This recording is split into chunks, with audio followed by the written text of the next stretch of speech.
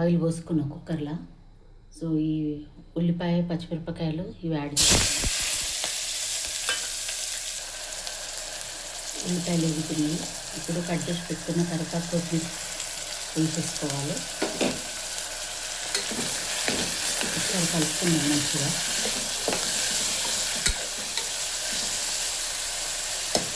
ఒక 5 minutes వేగనిద్దాము. ఉల్లిపాయ మంచిగా వేగింది. ఇప్పుడు మనం పసుపు తీసుకుందాము. తర్వాత అల్లం వెల్లుల్లి పేస్ట్, ఇదంతా మనం ఒకసారి కలుపుకుందాం మంచిగా.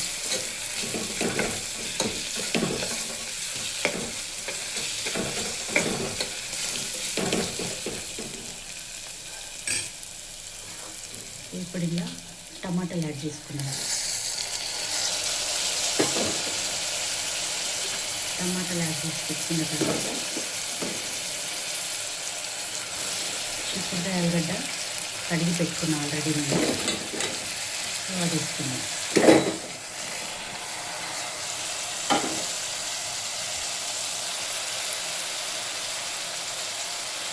ఇప్పుడు ఒక 2 స్పూన్ల కారం యాడ్ చేద్దాం.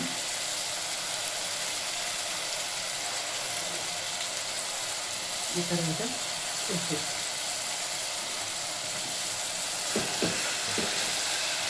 ఇది మంచిగా కలుపుకొని ఒక విజిల్ వచ్చేంత వరకు కుక్కర్ మూత పెట్టేసేద్దాం.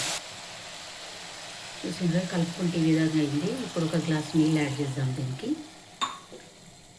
తర్వాత కుక్కర్ మూత పెట్టేసి ఒక విజిల్ వచ్చిన తర్వాత చూద్దాం.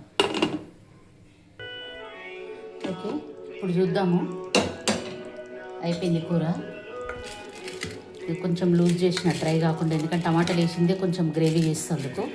సో ఇది అన్నంలో కూడా కలుపుకోవచ్చు, మనము చపాతీలలో కూడా తినొచ్చు. రెండింటికి పనికొస్తుంది. అంటే వితౌట్ పప్పు లేకుండా ఓన్లీ కూర, అందుకే గ్రేవీ చేసిన. సో ఓకే ఫ్రెండ్స్, కర్రీ చాలా సింపుల్ కర్రీస్ చెప్తాను నేను, కానీ చాలా ఒక పద్ధతి ప్రకారం చేస్తే చాలా టేస్ట్ అవుతాయి. సో మీరందరూ ట్రై చేయండి. మీకు నచ్చితే లైక్, షేర్, సబ్స్క్రైబ్. బాయ్.